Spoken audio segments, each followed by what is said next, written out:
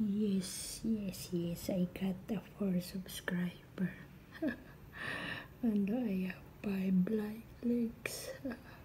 It's okay. Thank you for the views. Thank you for the likes. Thank you for the chat. Thank you for the newly subscriber. Thank you for the pic. Concurrence and the view duration. Thank you so much. Thank you.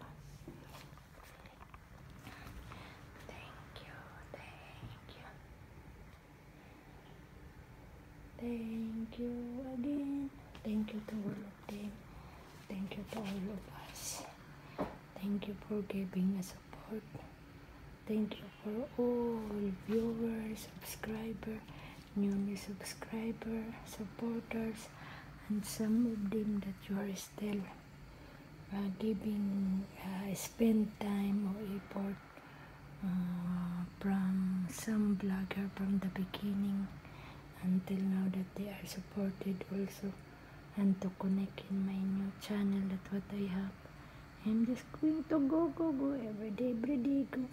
Every day I'm doing my LS, and like this one only kind of my videos that what I have, because I have no another what's that pa? I have no another places that I can spend my time someday, and somehow if everything will be okay na. So there is a new challenge of my channel that what I have. Continue lang hanggang my journey will be have an improvement someday and somehow, as of what I'm telling. Okay, so I'm just asking and giving your consideration to my channel that what I have, my content that what I have, to the YouTube company, to the YouTube founder, to the YouTube staff and workers. Thank you for giving chance, and that I wish someday and somehow that I become a legit YouTuber in this company, and I'm the one you can counter to me, that I'm the one beginning in a member of your team. Thank you so much, and thank you for the whole journey that what I have, and thank you to all different people that you are living in this earth, that you are giving also time to watch even my videos is very simply only that what I have.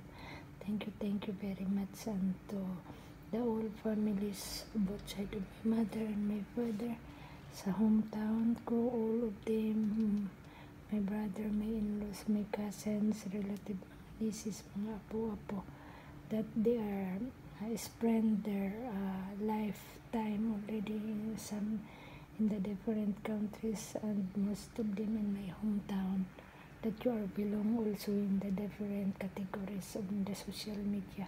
So thank you at least that you are one of my partner, or including of my journey that what I have as a OFW, that I still continue working that what I have now. So thank you very much talaga.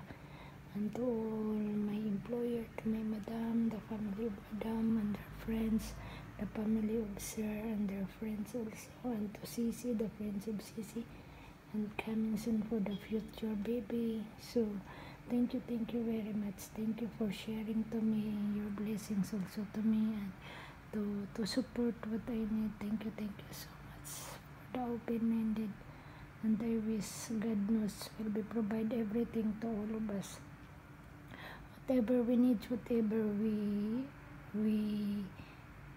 what kind of categories living that we are here, and God knows everything. God knows He provide everything because He is only the one to our life that what we have now. So thank you again. Bye. Thank you.